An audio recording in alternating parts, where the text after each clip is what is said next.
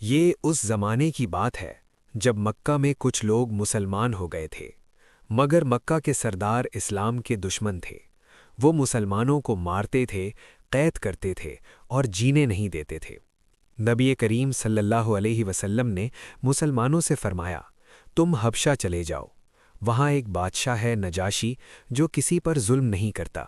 مسلمان حبشہ پہنچ گئے، ان میں امیر بھی تھے اور غلام بھی، سب اجنبی تھے، کوئی طاقت نہیں تھی۔ مکہ کے سردار بھی حبشہ پہنچ گئے۔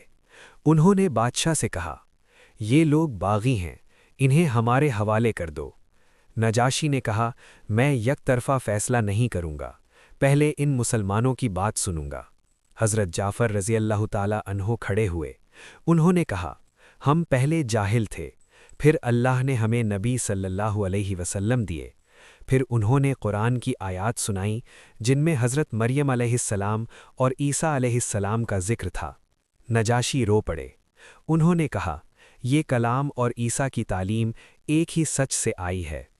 نجاشی نے کہا، میں مسلمانوں کو واپس نہیں کروں گا، یہ میرے ملک میں محفوظ رہیں گے۔ یوں اسلام کا پیغام ایک غلام کے دل تک بھی پہنچا اور ایک بادشاہ کے دل کو بھی بدل گیا۔ اگر آپ کو ہماری یہ تاریخی کہانی اور معلومات پسند آئیں تو ویڈیو کو لائک کریں اور ہمارے چینل کو سبسکرائب کرنا نہ بھولیں۔ شکریہ۔